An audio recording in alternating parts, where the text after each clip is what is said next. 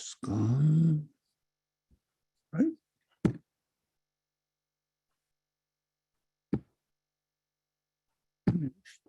No.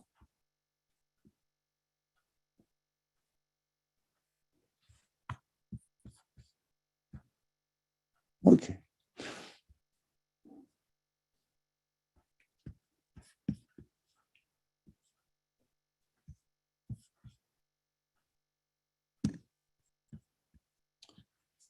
السلام عليكم ورحمة الله. أعوذ بالله من الشيطان الرجيم. بسم الله الرحمن الرحيم. ربنا وآتنا ما وعدتنا على رسلك ولا تخزنا يوم القيامة إنك لا تخلف الميعاد.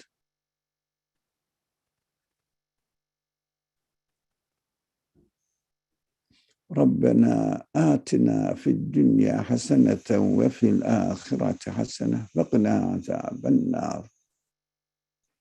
ربنا اغفر لي ولوالدي وللمؤمنين يوم يقوم الحساب برحمتك يا أرحم الراحمين. ربنا لا تزغ قلوبنا بعد إذ هديتنا وهب لنا من لدنك رحمة إنك أنت الوهاب. وصل اللهم على محمد وعلى آله وأصحابه وأتباعه وسلم والحمد لله رب العالمين آمين.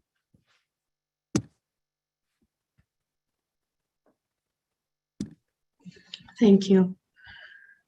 Assalamu alaikum, everyone. Thank you again for coming, and thank you for those who are listening on our recording. Inshallah, we will continue reading from page 135 from the words. We're studying the 11th word. Just as a recap, the word starts with verses that are talking about prayer, but then the author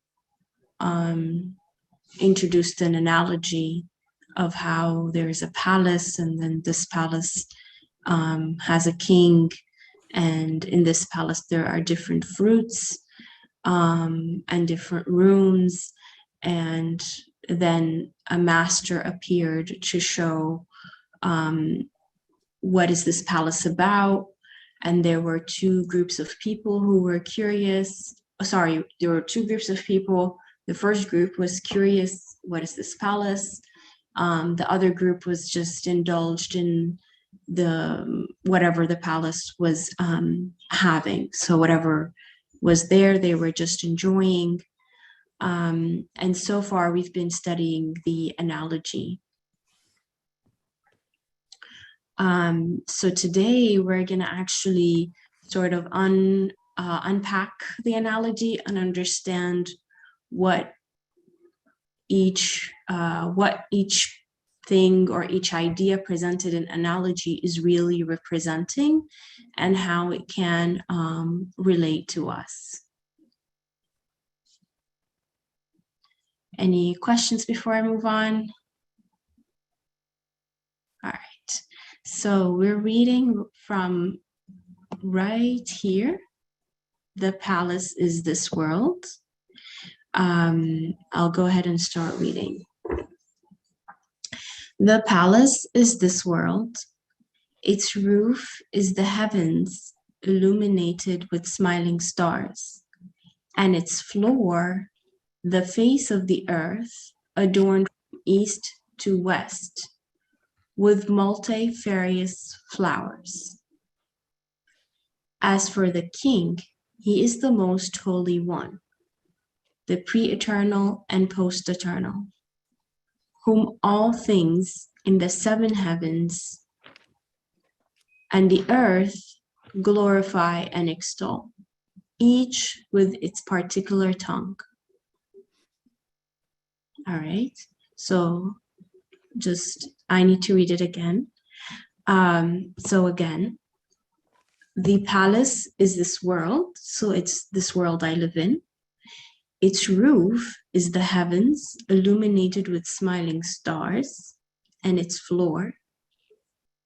So there are multiple heavens, and it has a lot of stars. And its floor, the face of the earth.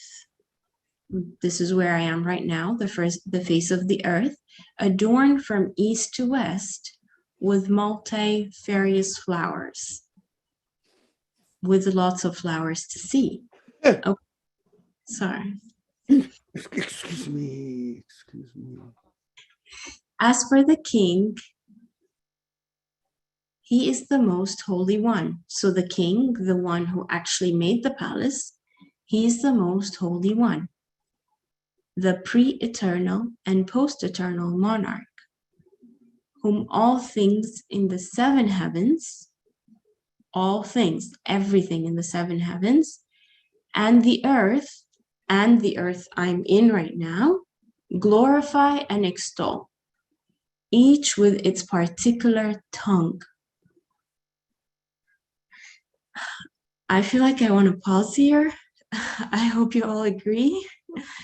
But the phrase, each with its particular tongue, I would like to talk, would like your help to understand, what does that really mean? I mean, I don't know what the right question is here. Should I ask, why is everything glorifying? Or what is the meaning that everything is glorifying? Or why does everything has a glorifying tongue? I mean, why is it that if I'm in a palace so beautiful, now my attention is drawn to, or like the author is drawing my attention to the idea that everything is glorifying with its tongue? I kind of want to ask the question, and why should I care about this, or why is this important? I guess that's a better phrasing of my question. Any ideas?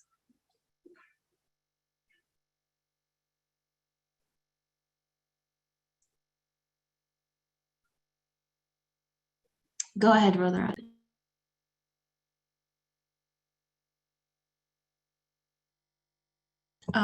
You go ahead, Brother Ali, and no one else is raising their hand, so you can go ahead and unmute him.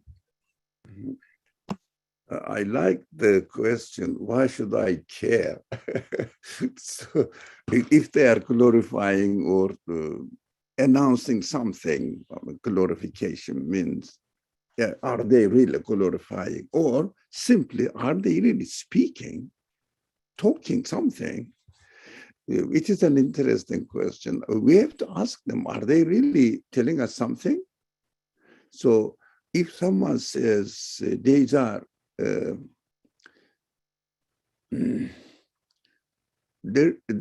are some things that we like, we don't like, etc.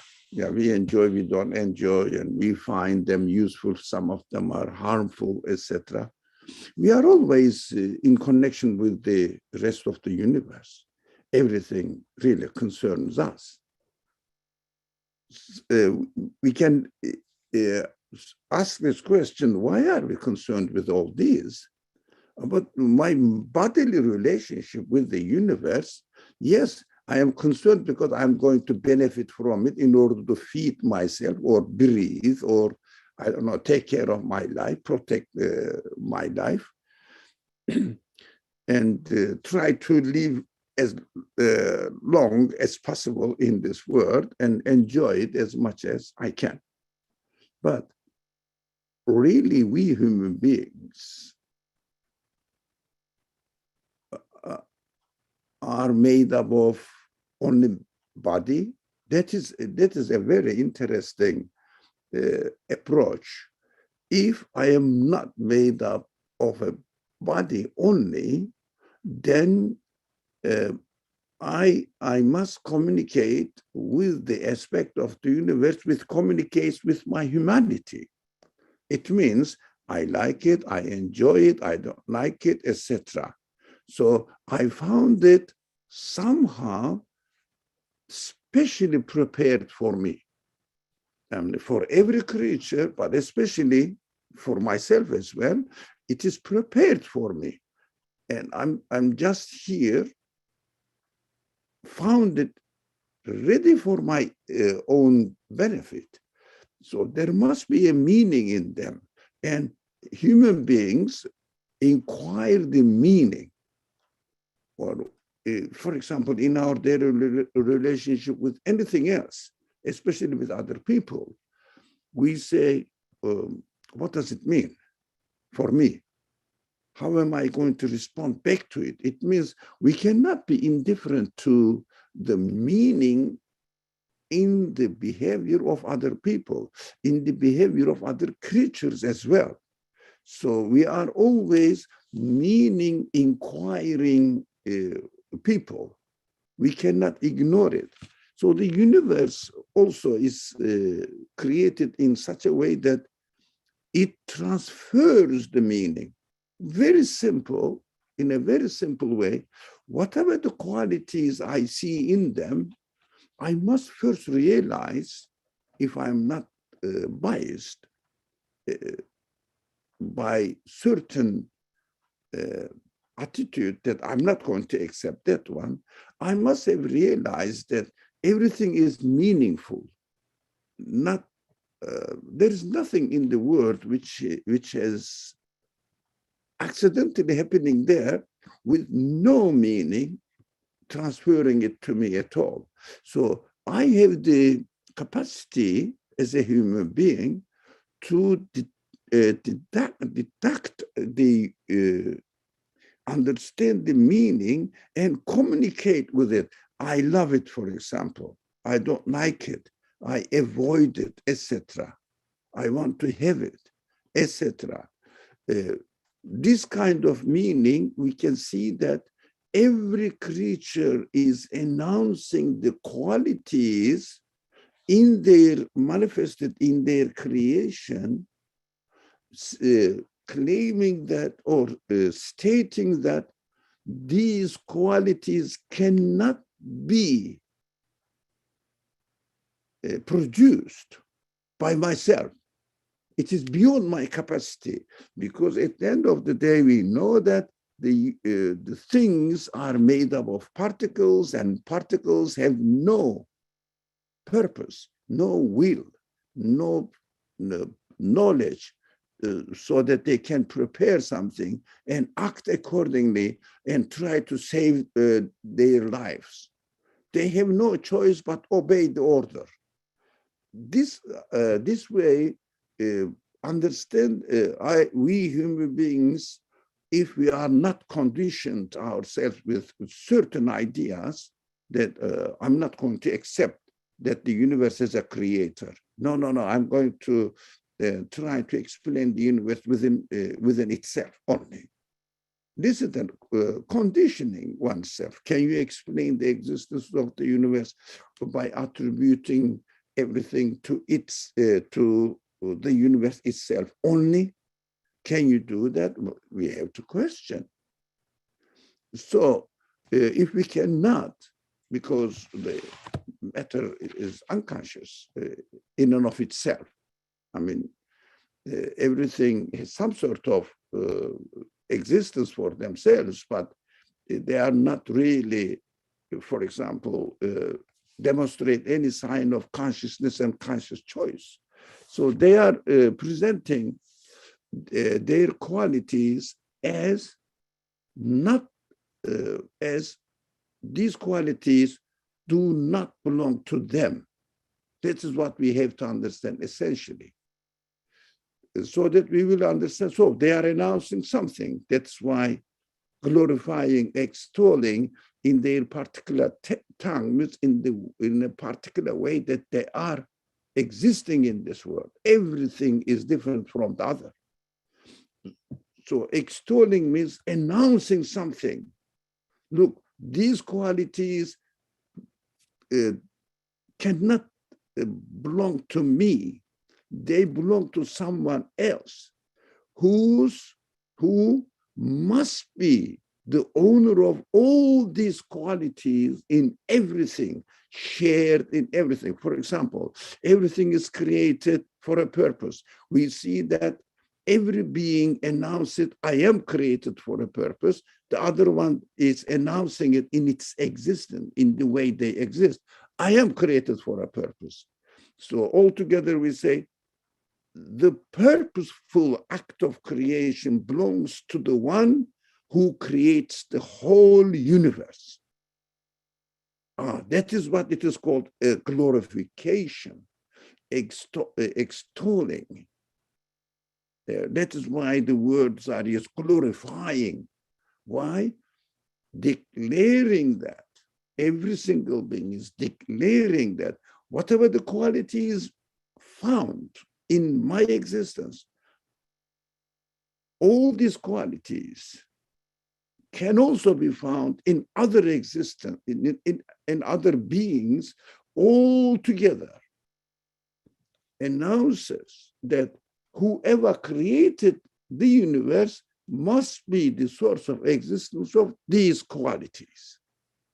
That is why we have to understand that the universe is really glorifying, extolling the absoluteness of their creator, each of them with their own way of existing. Thank you.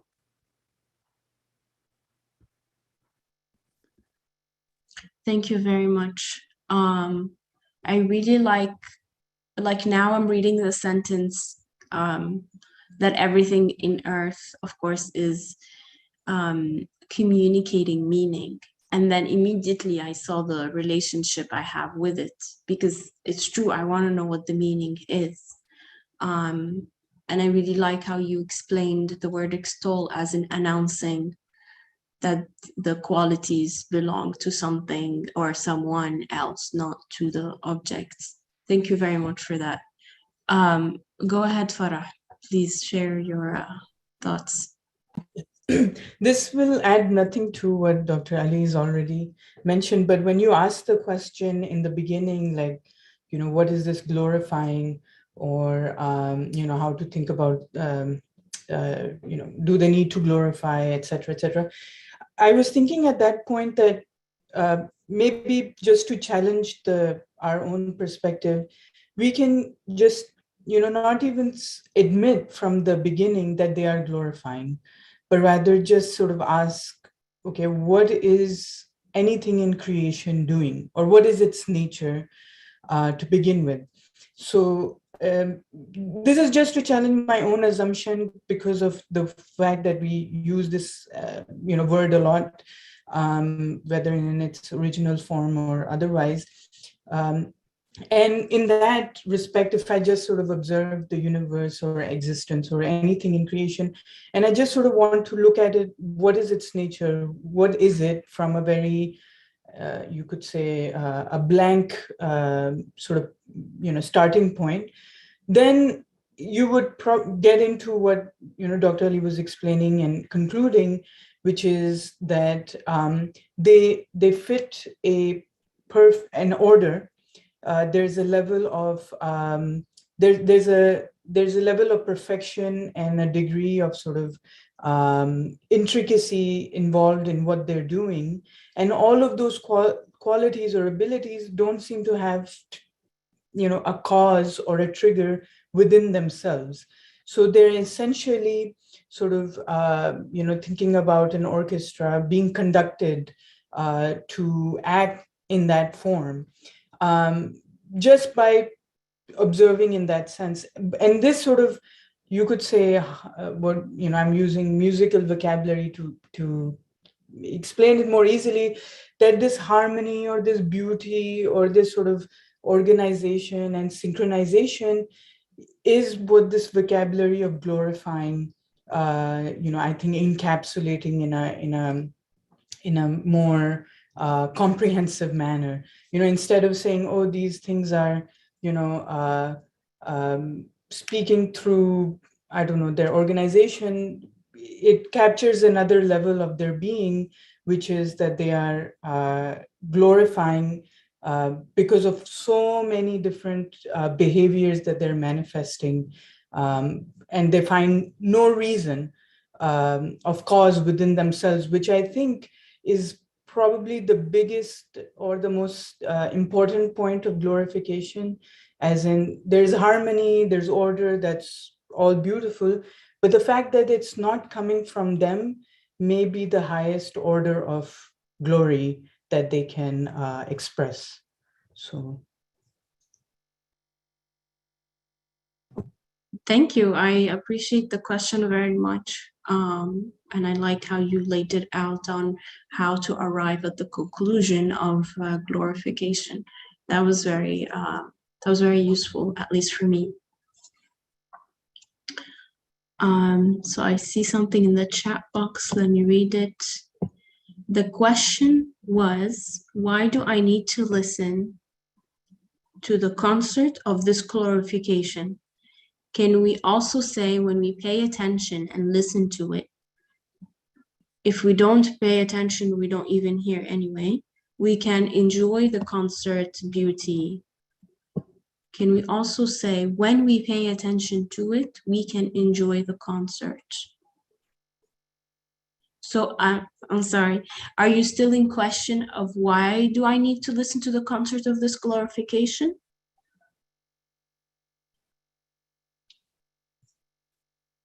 Yes, okay. I mean, that's a very good question. I think,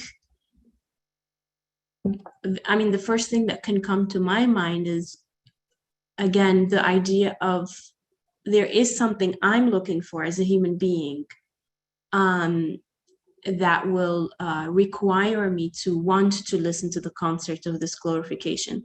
Like, I'm not satisfied with just enjoying the object as it is.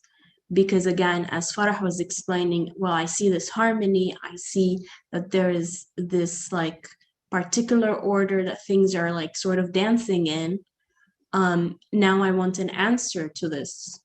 So that's the first thing that came to my mind. Oh, out of need and necessity, Farah was just saying. If you'd like to further explain this, Farah, go ahead. I think Dr. Ali mentioned it in his comment in the sense that the reason to listen is for the need for meaning, the essential need for meaning. And I believe this has been something we discussed in the earlier chapters, is what is man's biggest need? Or what is the biggest, or what is the act of mercy that is intrinsic to everything that exists, and that is that it conveys meaning from its source of meaning. And so the reason why I need to listen, like I will listen to myself when I'm hungry, is because I need it and I have actually no control over those needs. Those needs are also provided to me. And in responding to that need, like, you are not in control of which need you have and your reaction towards it. And so, yes, out of need and necessity, and the biggest one being that of meaning and making sense of what our life is about, or who we are. Thank you.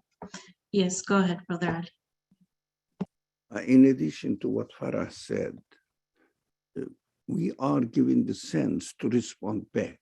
For example, if there is a beautiful concert, we pay for it and go and listen to it and appreciate it and stand up and applaud it, applaud the ones who performed it. For example, and if there is an exhibition, we go there and look at the beauty of the arts. That's what human beings are. We cannot deny ourselves. We are created in a way that we communicate with the rest of the world. So how are we going to communicate, or how should we communicate with the rest of the world? By appreciating the beauty or appreciating the wonderful things are happening in the world. So we have to respond back. And for example, the simple classical example is, if I'm hungry, if somebody provides me food, I cannot just satisfy myself and burp away, say, then go, and without responding back. It is disgusting, horrible, inhuman. It's obvious. It is inhuman. No one can accept that. So we know that there is a purpose in communication. If we don't appreciate any kind of kindness to us, and the person feels that he should stop being kind to me because I'm not appreciating it. For example, if there is an exhibition, made a beautiful art exhibition, no one comes there. What do you think the artists do? It's very simple. Don't exhibit again, and don't make it. So we will be deprived of the beauty of the art. That's because we did not appreciate it. How about the universe? Artist just imitates the universe. Universe is much, much more beautiful, complicated, fascinating art of work. If we don't appreciate it, definitely we will be deprived of it. That's what the message of the prophets tell us, that hell is the privation of everything that we didn't appreciate. Yeah, thank you. Thank you. And thank you for the question too. All right, I will move on. He is a king so powerful, he created the heavens and earth in 6 days, then abided on the throne.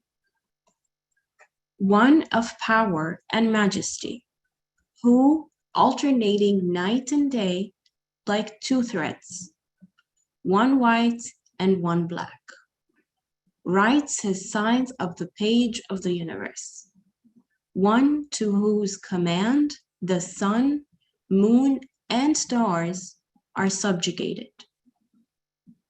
Okay, so now we're moving to talk about the king who's so powerful. And the author is showing that everything comes very easy to this king. He created the heavens, so we're talking about 7 heavens, and probably, I mean, I don't know if there are only 7, but like 7 heavens and earth in 6 days. This king can alternate night and day like 2 threads. Also writes his signs of, I think it meant to be on the page of the universe. And one to whose command the sun, the moon, and stars are subjugated. So whoever designed this palace, even though everything is seemingly difficult to be made, it's very easy for the king to make. All right. Any comments here or any challenging questions that come up or we should ask ourselves? Okay. The apartments of the palace are the 18,000 worlds, each of which has been set in order and decorated in a fashion suitable to it. The strange arts you saw in the palace are the miracles of divine power you see in this world. And the foods that you saw there allude to the wonderful fruits of divine mercy in this world, especially in summer, and above all in the gardens of barley. The stove and kitchen there is the earth here. Okay, so this is where I am right now, right? The earth. The stove and kitchen is the earth here, which has fire in its heart, and the face of earth. Okay, when I read this sentence about the stove and kitchen being the earth, and then it has fire in its heart, I felt or thought to myself, I would never ever think of the earth as something that has fire in its heart. And I'm not sure what this expression really means, and why is it used specifically when it comes to the earth? It is a kitchen. All right. In the kitchen, there must be a fire to cook Oops. and prepare the fruits and vegetables, everything ready for us. But when I saw the word fire, I felt danger, not that it's something preparing. I don't know. Maybe it's my perception of fire, of course, but now it makes sense when it's related to the kitchen. Thank you. All right. While the jewels of the hidden treasuries you saw in the comparison are the similitudes of the manifestations of the sacred divine names. And the embroideries there and the signs of the embroideries are the well-ordered and finely worked beings, and the harmonious impresses of the pen of power which adorn this world and point to the names of the all-powerful One of glory. Okay, so it seems like that the analogy is kind of saying, okay, this palace represents the universe, part of it is the earth, and everything you see in this palace is alluding or pointing to something more. And the point of all of this is to point to the names of the all-powerful One of glory. Okay. Any reflections here? Anything you see you would like to pause at?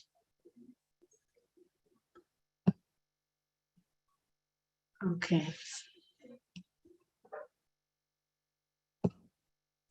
As for the master, he is our master, Muhammad. Peace and blessings be upon him. His assistants are the prophets, peace be upon them, and his students, the saints and purified scholars. The ruler's servants in the palace indicate the angels, peace be upon them, in this world. And the guests invited to the banquet to spectate in the comparison are the jinn and mankind in this guest house of the world, and the animals who are the servants of mankind. So far I'm seeing that everyone in this particular example is sort of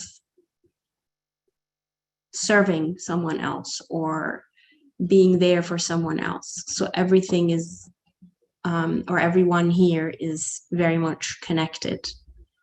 Yeah, that's all.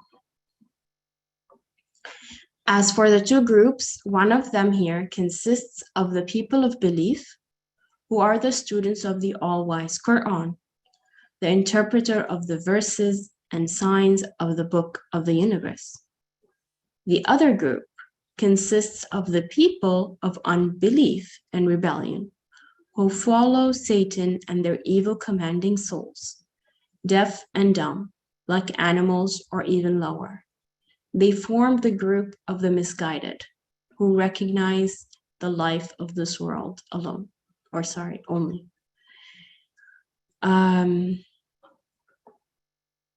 Again, the two groups, one group was curious to know more of what is beyond and what is the meaning of what's happening in the palace or what they saw in the palace, while the other group was consumed, I guess, by the enjoyment of everything they see in the palace.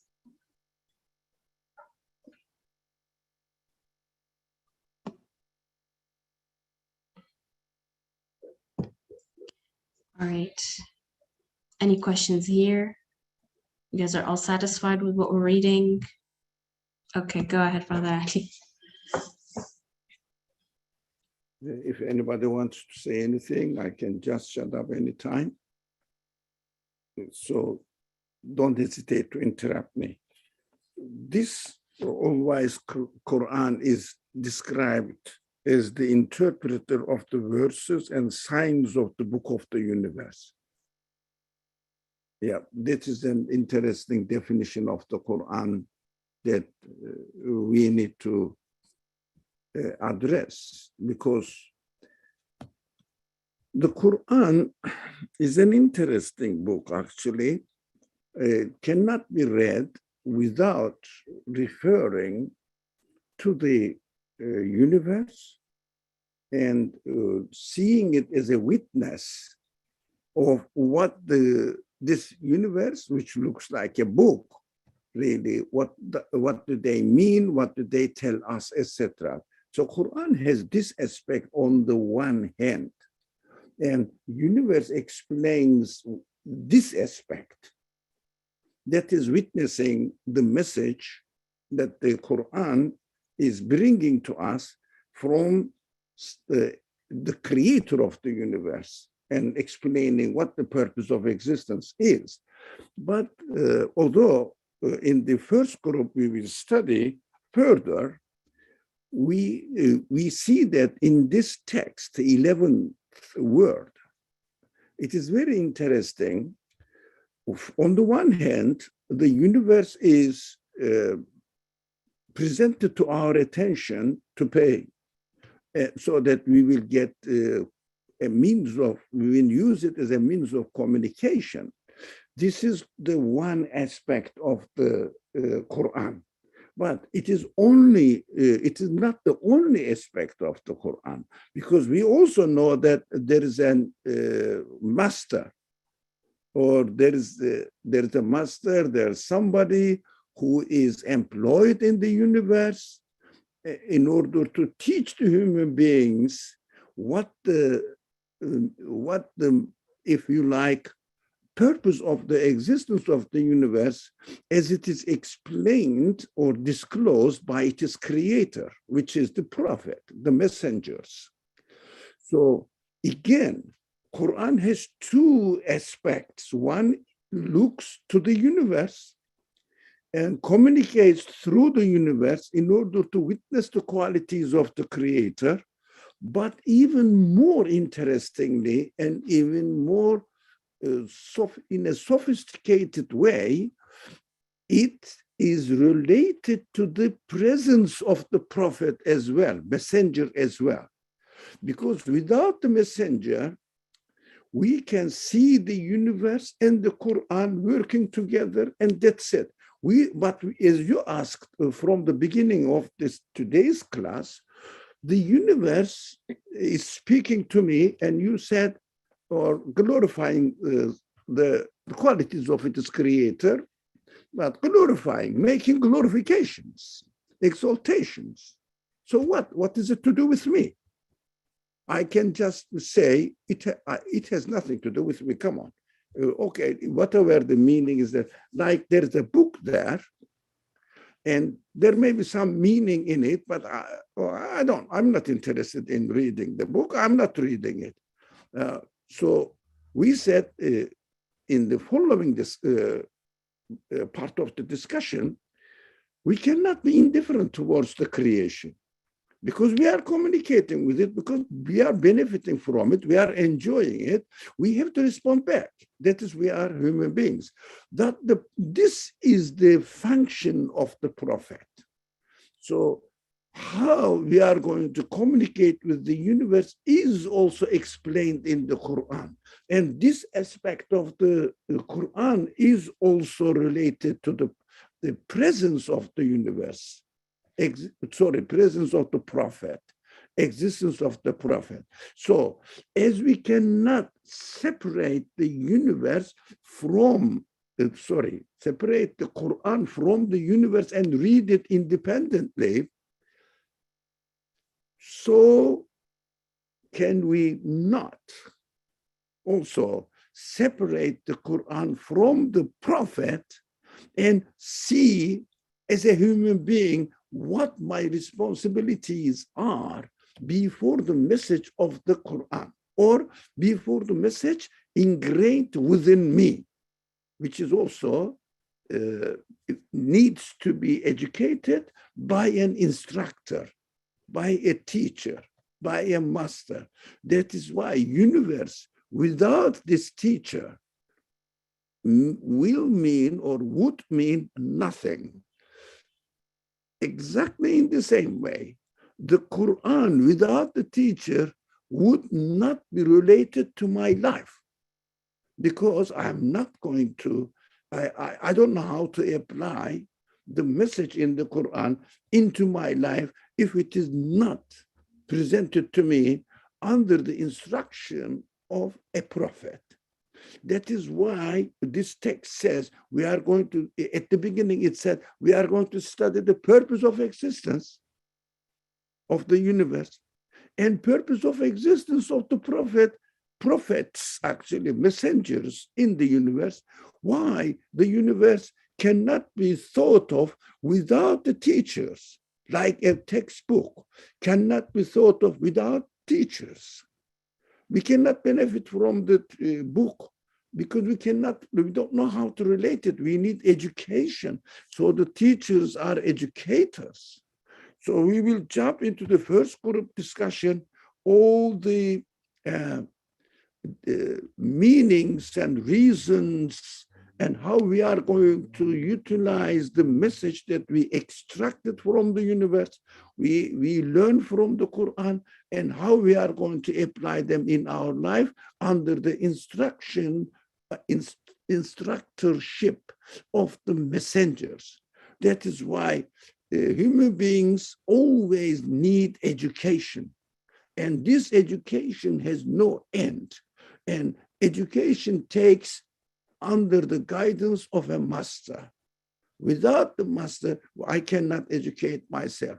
That's why everybody is encouraged to go to school and learn from the school, but you may not like the education system of the school, but you cannot really claim that I don't need a teacher. You don't like secular education, so do I not. I don't also like the secular education, but it doesn't mean that I don't need education. I need an education which is appropriate to the purpose of my existence and fits my real human needs, so that I can be really an honored person, a respectful creature in the world by fulfilling my duty and responding back to the universe. Therefore, through the universe, it is creator, and therefore expressing my gratitude, my thankfulness to the creator who gave me existence, who provided everything for my existence, who gave me enormous human capacity in order to look forward for an eternal satisfaction. So limitless feelings we are given. How am I going to fulfill it? How am I going to prepare myself for this purpose, for this end? Only following the prophetic examples, prophetic instructions of the message that they get from God, which is called the scriptures, revelation, in a particular case, the Quran. In a Muslim case, is the Quran. So how am I going to apply the Quranic message into my life so that I will be an honored guest in this world, not really disgusting.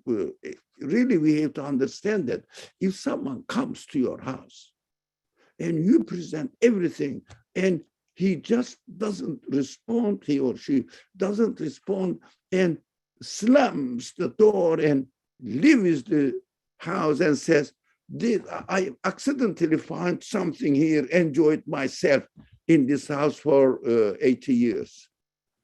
What would you do to this man? He won't have any honor in your eyes.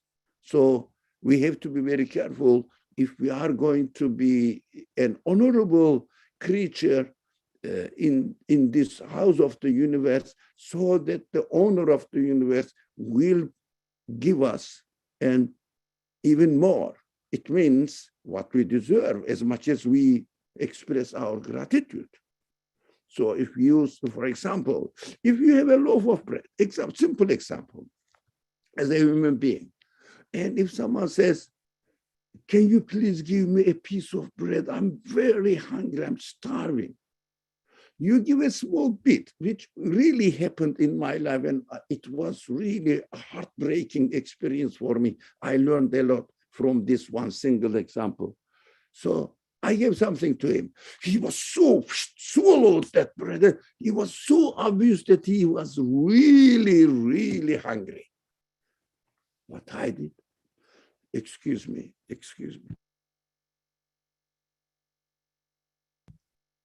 I had to. It was impossible not to, as long as I could. I had to give him much more than what he asked for. That is paradise. That is human feelings. That is the witnessing of the human feelings. That we are looking for a paradise where we are going to be given even much more than we expect from the Creator. That is how we should demonstrate our thankfulness, gratitude in our actions, in our words. And we have to learn it only from the Prophet. So we have to know that the Quran, the message of the Creator, cannot be separated from the universe in order to understand what the universe, what message the universe is delivering to us. That is one aspect only. The other aspect, the Quran cannot be separated from the prophets, so that I will understand how am I going to use and utilize my human feelings, and how am I going to communicate, be in conversation always with my Creator. This is only possible through the exemplary life of the Prophet. So we have to understand that one side is related to our belief in God. The other side, which is represented by the Prophet, is related to having a worshipful attitude between me and my God. It means worshiping God, performing my conclusions, or presenting my conclusions to Him, therefore performing my human responsibility as I am created. This is very amazing. So we can use it as a formula to solve our problems, really. If we don't follow the prophetic example, inevitably we fail. We fail under the control of our egoistic caprices. We cannot really stop. That's what we see in the people who don't follow the prophet. Just they satisfy themselves, and that's it. They are so selfish. So I call them dishonored people. Thank you.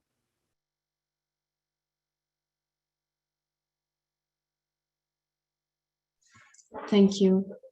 I guess as you were speaking, I was just seeing that it's as though you were saying that the universe reflects the Quran, and then that the Quran was, as we know, like revealed to the Prophet. And then the Prophet explains the universe to us. And then that would leave me to witness all three, like to be able to witness the what's happening in the universe, to be able to witness to the Quran as the book of the creator, and then to be able to witness that the prophet is the messenger. So like I'm starting to see like the relationship between the three. And then as we read the analogy last week, or maybe it was 2 weeks back, but what the master said in his speech gave a completely different perspective to the palace, like how the palace is there so that you can know its king and to witness the love that the king is giving, and to understand that the king wants to be loved by you as well.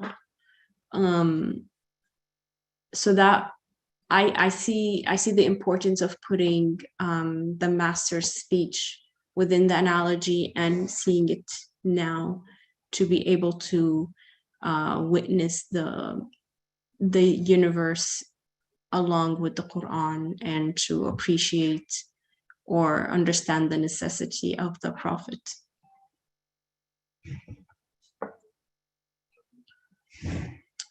Okay, as Brother Adi was saying, we're going to move on to the first group and talk a little bit more about the first group. So here it goes. First group. These are the felicitous and the good, who listened to the master, the possessor of two wings. He is both the worshiping servant of God. In regard to worship, he describes his sustainer so that he is like the envoy of his community at the court of Almighty God. So he is the worshiping servant of God. In regard to worship, he describes his sustainer so that he is like the envoy of his community at the court of Almighty God. He is also God's messenger. With regard to messengership, he conveys his sustainer's decrees to men and the jinn by means of the Quran. This happy community heeded the messenger and listened to the Quran. They saw themselves invested with the prescribed prayers, which are the index of all the varieties of worship, and numerous subtle duties within elevated stations. Indeed, they saw in detail and duties and stations which the prayer point to with their various formulas and actions. It was like this.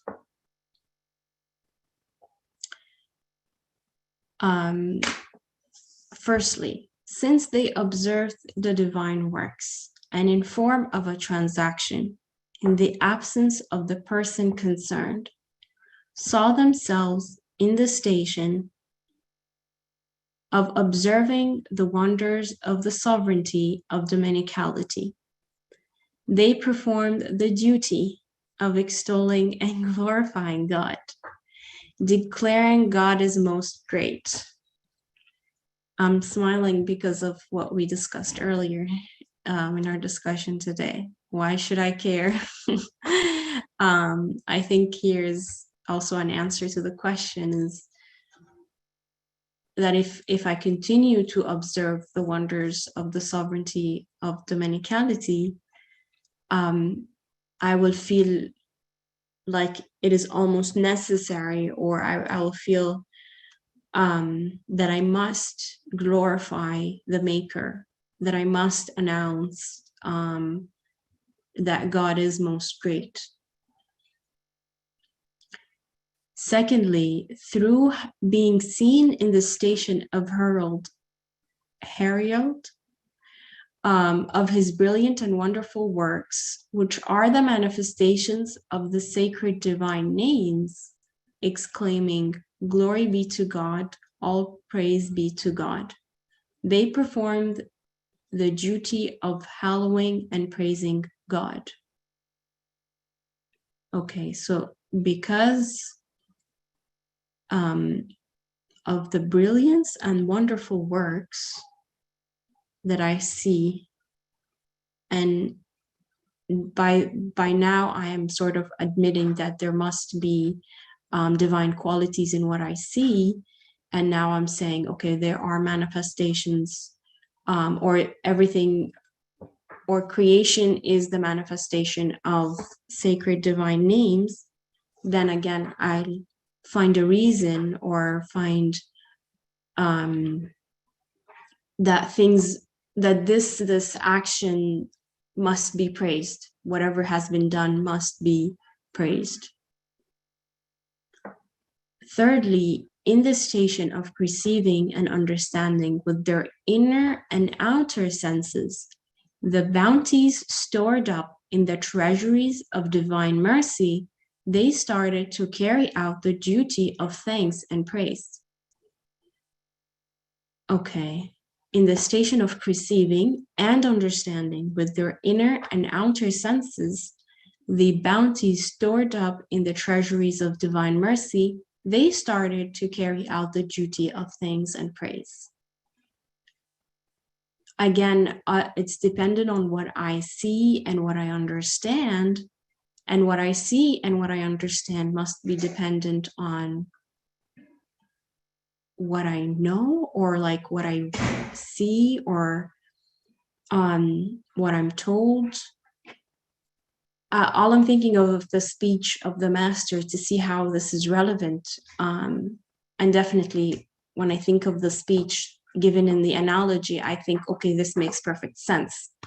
And the only reason I listened to the speech, again, according to the analogy, is because I was curious about it. I see a hand. Go ahead. I have a question. At the beginning of the first group paragraph, it said that he is the commander, Prophet Muhammad Sallallahu Alaihi Wasallam. He is the envoy of his community at the court of Almighty God. Like how? What is this meaning? Like how he is being envoy in terms of his like the perspective of worship? How he is becoming envoy of us at the in front of God Almighty.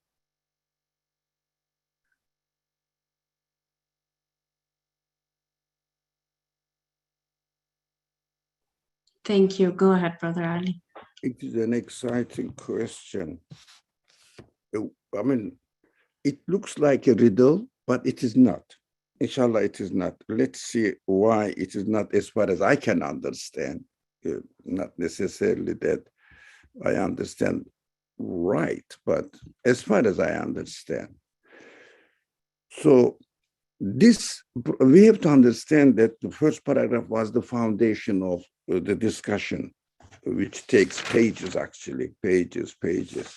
Yep, it's a long discussion. So we have to understand the foundation. The messenger or the prophet or teacher, the master, whatever you say, commander-in-chief of humanity, whatever, has two wings. It means two functions at the same time. One is a worshiper himself, and the other one is a messenger.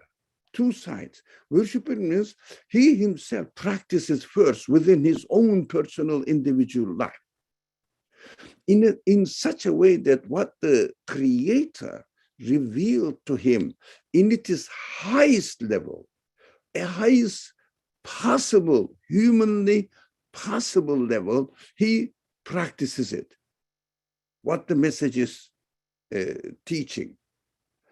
So within his own life as a human being represents the perfect functioning of a human being, so that it is an envoy of community at the court. Means, hear, O my Creator, O our Creator.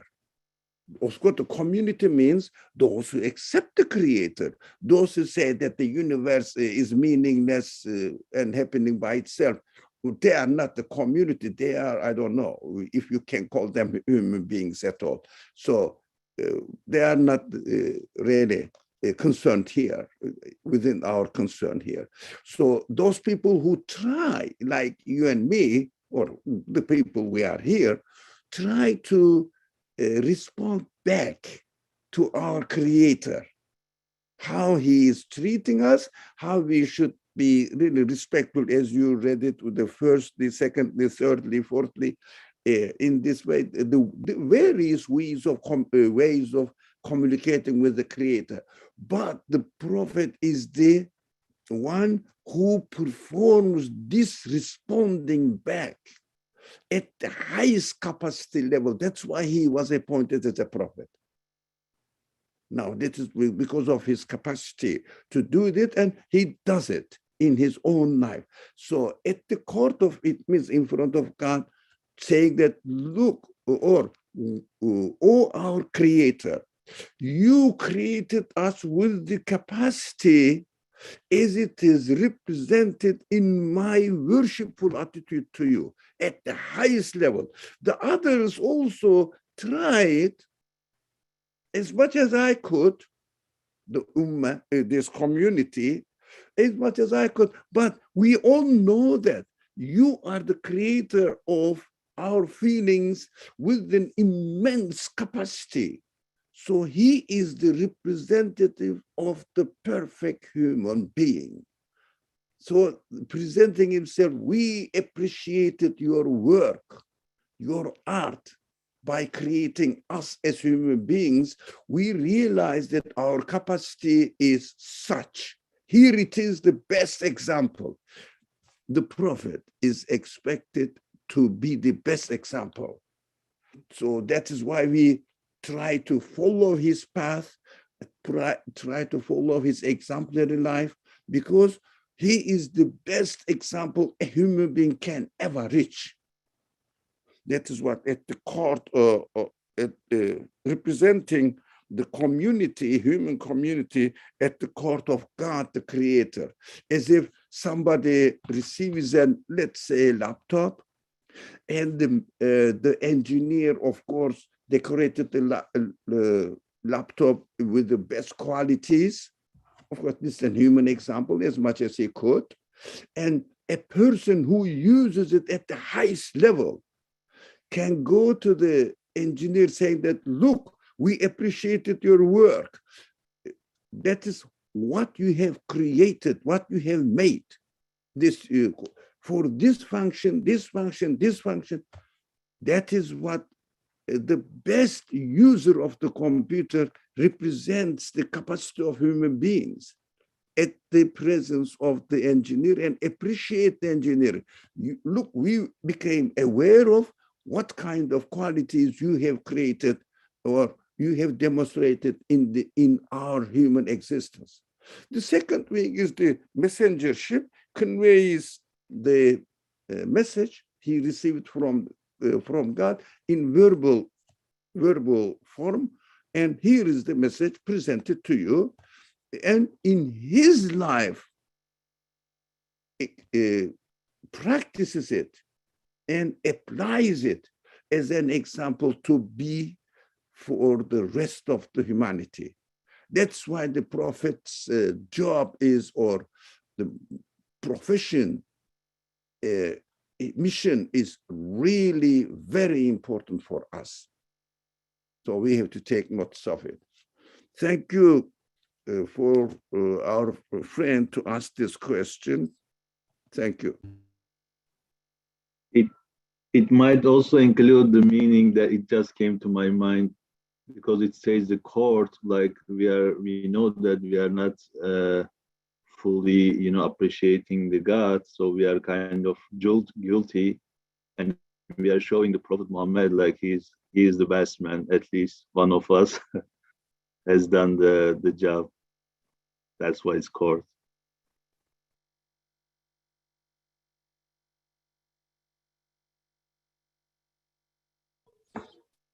Oh, thank you very much. I was curious to find out also what that means, but so thank you for asking the question. All right, so far we've read up until the thirdly aspect. I think we can pause here and continue from the 4th next week, inshallah. Any last remarks or reflections or questions that we might start with next time? Go ahead.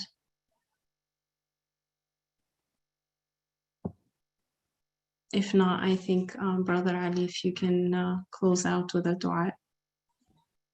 بسم الله الرحمن الرحيم سبحانك لا علم لنا إلا ما علمتنا إنك أنت العليم الحكيم وآخر دعواهم أن الحمد لله رب العالمين بحرمة سر سورة الفاتحة. Inshallah, we will meet again on Monday.